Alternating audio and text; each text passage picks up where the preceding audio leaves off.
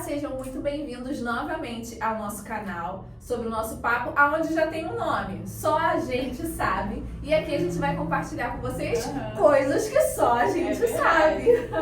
E esse espaço é para vocês se sentirem acolhidas, inspiradas nessa aventura de mãe, de empreendedora, de sonhos, de conquista, onde a gente abre mão de algumas coisas, mas a gente também está correndo muito atrás para alcançar os nossos sonhos. Então, como algumas coisas ficaram faltando no nosso vídeo anterior, hoje a gente vai tentar fazer certinho, tá bom? Tentar, mas a gente vai conseguir pelo menos uma parte, né? Então, eu vou me apresentar para vocês. Meu nome é Janine Rolim, eu sou empreendedora, sou mãe de 2 crianças, João e Maria, e atualmente estou nessa aventura aí de liderança, tentando inspirar mulheres, né? Na verdade, tentando não, vou tirar o tentando das minhas falas, inspirando mulheres a serem líderes notáveis. Eu tenho trabalhado isso já há alguns anos, mas agora, recentemente, desse ano de 2025 para cá, eu tenho me empenhado com mais afinco para poder fazer essa inspiração chegar a novos lugares, novas mulheres e novos ambientes.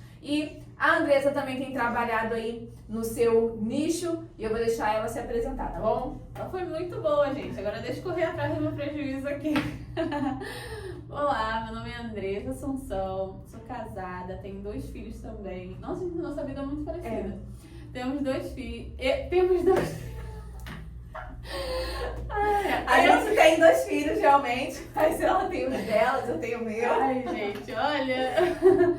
Bom, vou começar de novo. Meu nome é Andressa Assunção, sou casada, tenho 2 filhos, sou empreendedora digital, tô aí no ramo da afiliação, né? Onde você vende produtos de terceiros através da internet. Então, é nisso que eu trabalho hoje. E hoje a gente veio falar um pouquinho sobre os nossos nãos de empreendedoras, nossa trajetória, um pouquinho do que a gente fez, né, na nossa vida, assim, de amizade, né, o que a gente fez de trabalho juntas e os nossos perrengues dessa trajetória aí. Espero que possa inspirar vocês também a não desistir daquilo que vocês sonham, daquilo que vocês desejam para a vida de vocês. Sim, então hoje a gente vai contar para vocês a nossa história, a nossa trajetória, né? Então a gente vai entrar aí numa nostalgia de um tempo, né? Porque a nossa amizade já é de longa data. E nessa longa data a gente descobriu que nós estamos nesse mundo empreendedor, há um tempinho, galera, há um tempinho, né? Então o que a gente vai compartilhar com vocês aqui já é algo de um tempo, tá bom? Então vamos começar pelo início. Nós começamos, então, como a gente já estava conversando anteriormente aqui, na Bortoleto, que era um marketing multinível, não sei quem de vocês conhece. É muito conhecido esse mercado, né? De marketing do marketing multinível. Rinode, também passamos por lá. Isso aí. Aí, cara, a gente estava conversando sobre como a gente divulgava, né, os nossos produtos.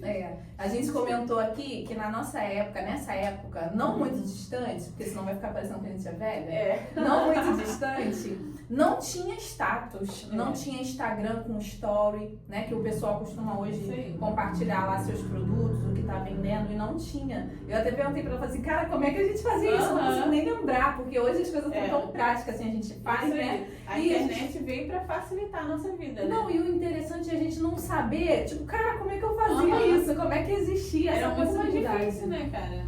Mas já tinha o Facebook. A gente já tinha aqueles negócios de joga pra rolo. Eu lembro que a gente vendia também muito nesses grupos que tinha no Facebook, né? Isso aí. Mas a nossa venda principal era a venda direta, né? A gente batia, na verdade, os nossos maridos iam e a gente ficava na parte administrativa. Os nossos maridos iam pra rua vender no caso dos produtos, né? Tinha produto de cabelo, que inclusive são ótimos, são maravilhosos. Mas hoje não é mais esse nome, tá, gente? Hoje já mudou, já é outro. Isso aí. Aí eles iam nos estabelecimentos, salão de cabeleireiro, eles iam e apresentavam os produtos, vendiam. A gente apresentava para os nossos conhecidos, né? Trabalho, porque a gente trabalhava também no CLT, né? Na época. E E a gente Era uma jornada dupla. Isso aí. Né? E a gente falava, né? Então era mais no boca a boca. A nossa estratégia de venda era mais no boca a boca. Eu lembro que eu tirava muito foto dos produtos, né? Então, tipo, eu me fazia, né, de vitrine. Eu usava os produtos e apresentava assim, né? Tipo, olha como é que meu cabelo tá bom, olha minha maquiagem, olha meu perfume. Os perfumes eram o que mais atraía, né? Então, como o preço era em conta, a qualidade era muito boa, eu lembro que ser vitrine era o que vendia na época. Eu fazia muito isso, vendia muito trabalho dessa forma. Até uma coisa importante de falar, que a gente só consegue vender aquilo que a gente usa, aquilo que a gente acredita. A gente não consegue vender aquilo que a gente não compra. Isso aí. Dificilmente você vai conseguir vender alguma coisa que você não compraria ou não usaria. Então, você gostar do produto, acreditar no produto, já é um ponto aí para você poder vender. Tanto no produto quanto no serviço, isso aí, né? Porque quando a gente também presta serviço, o teu serviço, ele mostra, né, a tua qualidade como pessoa. Porque às vezes a pessoa fala assim, eu não trabalho com produto, eu trabalho com serviço. Como é que eu mostro que o meu serviço é bom? Se você é a vitrine do seu produto, você tem que ser boa, né? Ou seja, a sua fala, a sua apresentação pessoal, tudo aquilo ali tem que vender conforme o teu serviço. A gente vivia se maquiando, né, fazendo as coisas, porque os produtos eram de beleza, então a gente precisava usar de forma que... E a outra foi a Rinodê. Eu até anotei aqui, mas depois da Rinodê, a gente teve um desafio que foi muito legal, que foi o do aplicativo escolar. A gente começou a vender o aplicativo escolar. E a gente foi pra rua, coisa que a gente não fazia antes, porque como a gente falou, quem ia pra rua eram os nossos maridos, e a gente ficava ali mais no administrativo, catalogando e tudo mais. Nesse do aplicativo escolar, a gente tinha que ir pras escolas, então a gente botou canela na rua e a gente andava muito, porque não tinha dinheiro, gente, e naquela época não tinha Uber, né? Não acho que não tinha Uber, eu não tinha carro, então tipo, a gente ia via São Canela. É isso aí, a gente andava pra caramba pra poder visitar as escolas e também tinha aquela parte de convencer, né? Mostrar o produto, que era um aplicativo escolar que já facilitava ali o dia a dia da escola, enfim. A gente visitou Gente, era um aplicativo assim muito interessante, né? Pra monitoramento da escola. Os pais também tinham acesso ao que hoje em dia tem. Hoje em dia tem. E naquela época, eu não me lembro, mas eu sei que a gente foi em muita escola e a gente não vendeu nenhum. A gente não vendeu conseguiu me vender. Nenhuma. Cara, que coisa, meu Deus do céu.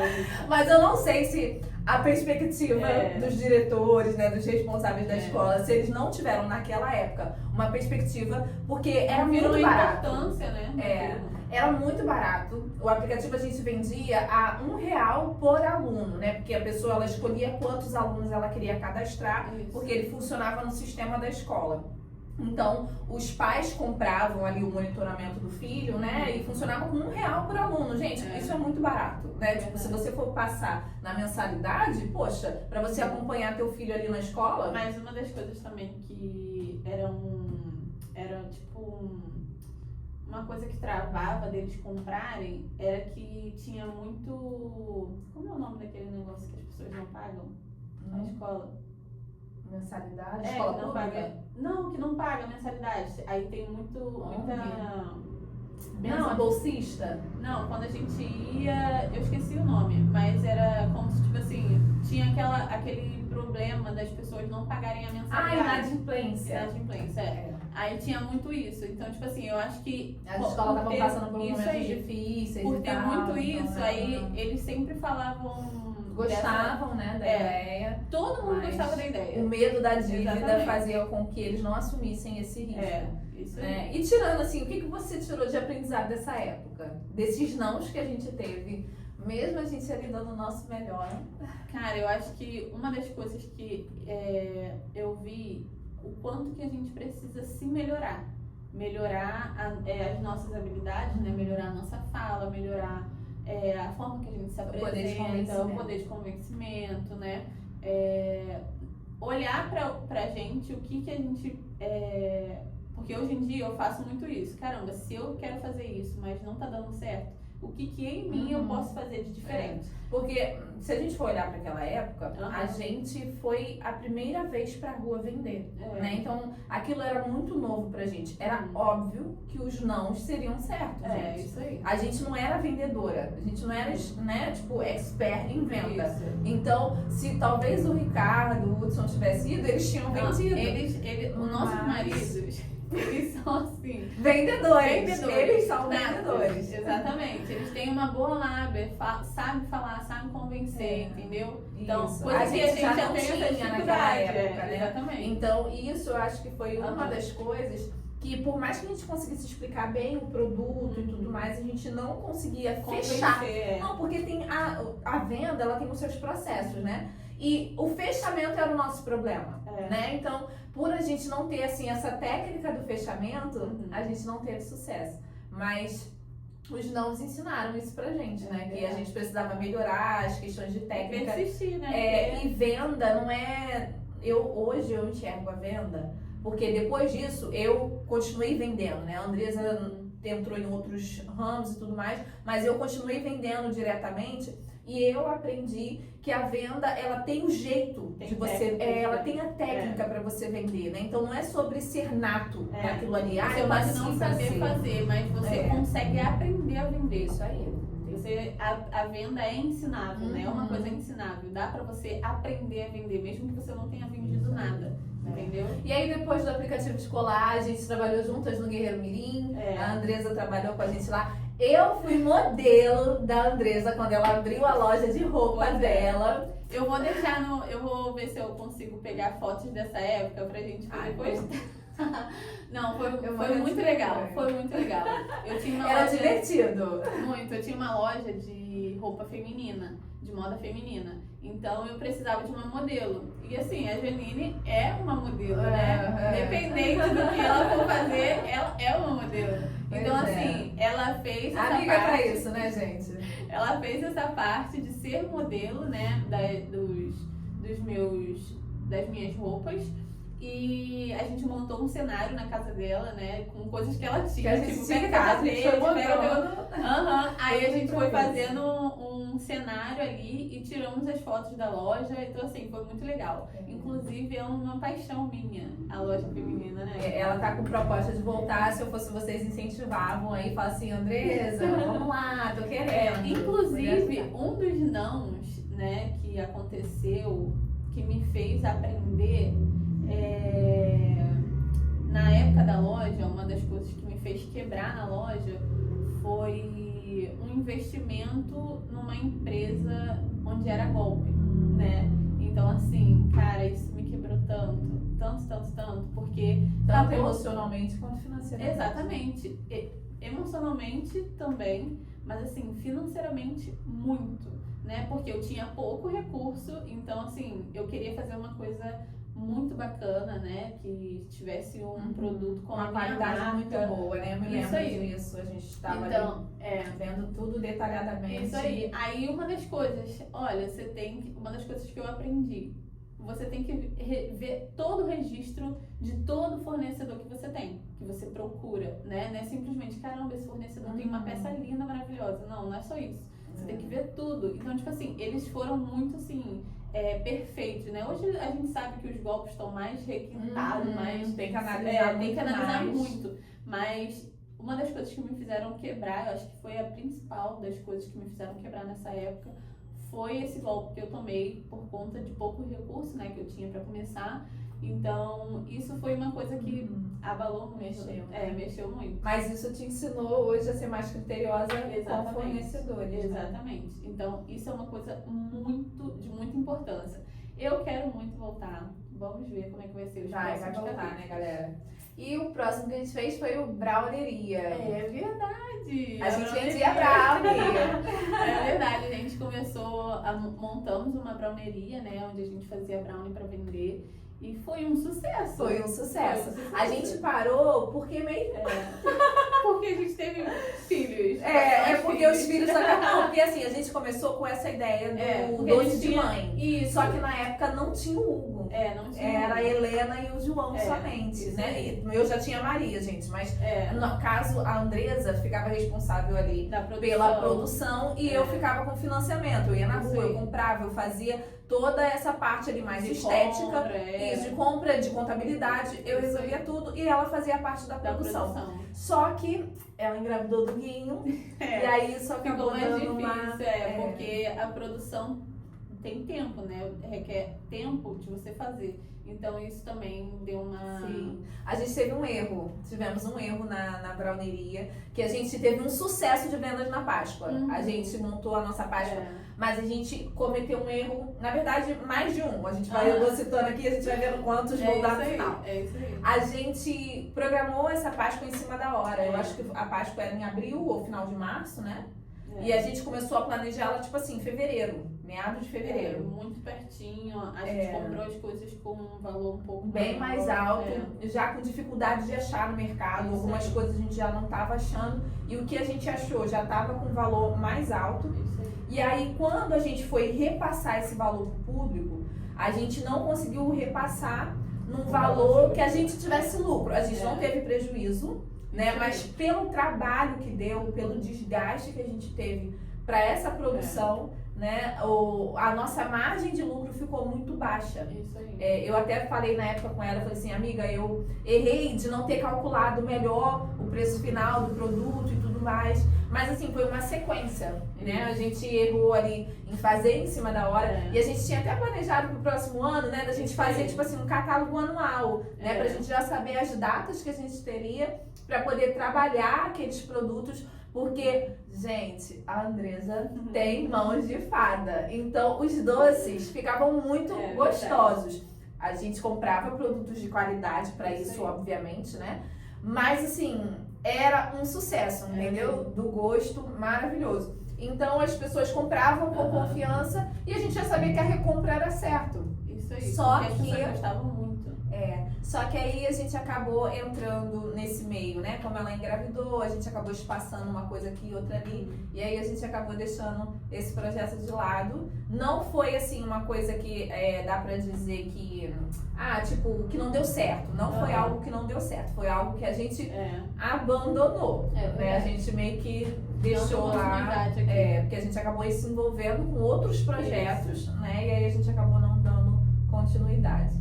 Consegue lembrar de mais alguma coisa que você queira compartilhar com eles para esse nosso episódio? Acho que esse é o nosso segundo episódio. Assim, verdadeiro, né? Tipo, valendo. É verdade. Porque o primeiro real a gente não conseguiu compartilhar. Mas... Não, acho que era isso. Minha memória é um pouquinho... Faz parte. Coisa que só a gente sabe. Só a gente sabe. E esse nome a gente deixou assim, né? Escolhemos de uma forma bem legal. Você não quer contar pra eles, não, sobre essa divertida forma de contar pro Hudson? Gente, eu falei assim, a gente já tem um nome pro podcast. Aí tava eu e a Fabiana, né, lá na sala, e o Hudson. Aí ele, qual é? Eu falei assim, só a gente sabe. Aí ele, a gente não pode saber? Eu falei, não, só a gente sabe. Aí ele falou assim, mas então a gente não pode... Olha, virou uma conversa de doido, sabe? Aquela conversa de maluco. Porque só a gente sabe... Eu falei pra ele, só a gente sabe podcast. Aí ele ficou, mas então eu não posso saber? Eu falei, não, o nome do podcast é só a gente sabe. E no final das contas a gente começou a rir por horas. Conseguiu descobrir, né? Ele entendeu que o nome do podcast era só a gente sabe, entendeu? E não, tipo, só eu e Janine sabemos. Não é um segredo, gente. Na verdade, a ideia é que a gente vai compartilhar coisas que só a gente sabe. Verdade. Coisas de mãe, empreendedora, que, tipo assim, eu acho que esse nome foi muito, assim, certeiro, porque, de fato, só quem é mãe empreendedora sabe das coisas que a gente passa, entendeu? Coisas que realmente só a gente sabe, né? Tanto em relação às nossas emoções, né, para lidar com tudo isso, as nossas questões de responsabilidades, né, que só a gente sabe, entendeu? Por mais que a gente compartilhe, né, com os nossos parceiros, amigos, enfim, parentes, pessoas próximas, tem coisas que só a gente que passa sabe, entendeu? Então, esse nome foi muito bem escolhido. Sim. Bom, então pra gente fechar, o que você quer dizer aí sobre essa nossa trajetória? O que você inspiraria aí as outras pessoas? Olha, eu acho que dentro dessa trajetória que a gente falou, de coisas que não deram tão certo, coisas que não demos continuidade de fazer, coisas externas que atrapalharam, né? Então, assim, na nossa trajetória sempre vai haver isso, tá? Então, eu acho que a gente precisa se autoanalisar, se responsabilizar daquilo que aconteceu e não tipo assim, não deu certo por conta de fulano, não deu certo porque né? o tempo não estava legal, não deu certo porque ele, enfim. Porque eu não tinha dinheiro suficiente, eu não tinha tempo. Exatamente, sempre vai ter um problema. Eu acho que a gente tendo essa autorresponsabilidade daquilo que a gente poderia melhorar, daquilo que a gente poderia fazer de diferente, faz a gente ser mais assertivo nas próximas empreendimentos, próximas decisões, entendeu? E entender que isso sempre ensina a gente. Sim. Não é o fim do mundo. Não é o fim do mundo eu ter tomado um golpe na loja e ter quebrado. Poxa, eu posso fazer algo de diferente. O que eu posso tirar disso aí, de aprendizado? Então, tudo que acontece na nossa vida é um aprendizado, tá? Então, você se ter autorresponsabilidade do que acontece e fazer diferente, se melhorar, sabe? Poxa, eu não sei. Eu até falei nos stories, eu não lembro quando, mas eu falei nos stories sobre a minha fala. Vícios de linguagem que eu tenho e que eu admirava muito isso na Janine, que ela não tem, ela fala muito bem. E às vezes isso faz as pessoas pararem, caramba, tipo, por vergonha, por insegurança. E eu tenho uma mente, assim, não me vangloriando não, tá? Porque isso é importante você ter. Eu sempre tenho na minha mente uma programação que, assim, cara, o que eu posso fazer de melhor? Se não deu certo, foi por conta de alguma coisa que eu fiz ou deixei de fazer. Então, eu sempre penso isso. Então, assim... Você puxa a responsabilidade pra você. Exatamente. Porque se eu coloco a responsabilidade pra você, você me domina. E eu não domino a minha vida. E eu sou muito autorresponsável com as minhas coisas, né? Então, assim, eu penso muito nisso. As pessoas não têm domínio sobre mim, sobre a minha vida. Se eu coloco a responsabilidade pra cima dela, eu tô fazendo com que ela domine a minha vida. E isso não pode acontecer, porque Deus deu uma vida pra cada um, né? Então, assim, uma das coisas de aprendizado é isso. Você se autorresponsabilizar, se melhorar, estudar, né? Como eu falei do que eu postei sobre a fala, né? Sobre os vícios de linguagem. Se autoanalisar. Né? A Janine, ela me inspira muito a ser melhor, né? Tipo, tá vendo meu vício de linguagem? A ser melhor. Então, assim, pessoas que não têm essa programação na mente, faz o quê? Ai, não quero mais fazer, eu não quero mais isso não é pra mim. Isso não é pra mim. E desiste, sabe? E você não pode desistir daquilo que arde no seu coração, coisas que Deus colocou na sua mente como um propósito, no seu coração como um propósito de transformação, sabe? Então, o nosso objetivo nesse podcast, é mostrar a realidade que a gente vive, né, de empreendedora, mãe, esposa, e mostrar pra você que você pode também, que a gente também tem dificuldades, que a gente também tem limitações. E que nada é do nada. Exatamente. Hoje esse compartilhamento da nossa história foi justamente pra gente mostrar que o que a gente tá fazendo hoje começou lá atrás, né? Tipo, o Bortoleto foi mais ou menos em 2014, 2014, mais ou menos ali. Né? Então, poxa, de 2014 pra cá a gente tem uma margem de 10 a 11 anos. Né? Então, já tem bastante tempo. Muito tempo. E assim, a gente sempre teve no nosso coração esse pulsar pelo empreender. Né? Então, se você, poxa, mas eu já tentei de tudo e nada dá certo. Às vezes, ou não insistiu o suficiente, né? Porque quando a gente... É uma mania nossa, deu alguma coisa errada, a gente para. Aí a gente começa a procurar outro caminho. Né? Então, o que a gente está tentando agora é justamente não fazer isso. Insistir em algo até que ele dê certo. Então, essa nossa nova trajetória aqui, a gente já notou as dificuldades que a gente tem, né? Para poder fazer ali o dia, a gravação, para poder fazer isso aqui tudo estar acontecendo. A gente já anotou o que a gente precisa, porém agora o que a gente está fazendo é, vamos contornar cada uma dessas objeções e vamos fazer dentro do que a gente consegue. Porque se a gente não consegue fazer na mesma rota que outros, a gente tem que fazer na nossa. Porque a gente tem uma rotina. Ela tem a dela, eu tenho a minha, e a gente vai tentando encaixar. E uma hora vai dando. A gente está conseguindo, né, aos poucos. Se a gente for contar o que aconteceu essa semana, pra gente poder conseguir gravar, vocês vão falar assim, cara, realmente tinha nada pra gravar. Mas a gente tá contornando essas objeções pra gente poder conseguir botar essas coisas em prática. Então, a gente quer deixar isso pra vocês como algo real sobre não é perfeito. A gente não vai conseguir transmitir perfeição aqui pra vocês, mas a gente vai sempre mostrar o nosso esforço. Que como mãe, empreendedoras, a gente tá aí, ó, se esforçando. É doído, porque tudo que é confortável não gera mudança, né? Então, é doído, mas a gente tá aí, ó, nessa pegada, sem parar, e a gente espera e torce pelo apoio de vocês. Pra gente poder continuar, tá bom? Então, se você gostou desse vídeo, já comenta, compartilha, manda para uma empreendedora, né, que precisa desse incentivo. Ela pode estar passando por algo que faz ela querer desistir do sonho dela. Então, manda para ela não desistir. E você também ajudar outras pessoas, né? E uma coisinha legal, se inscreve no canal! Se inscreve no canal, é verdade. Se inscreva no nosso canal. Pois é, tinha que falar no início, né? No próximo a gente já vai falar no início. Isso aí. Então, Então se inscreve logo nesse canal. Muito obrigada pela atenção de vocês até agora. E até o nosso próximo vídeo. Um beijo e até a próxima, gente! Tchau! Que legal!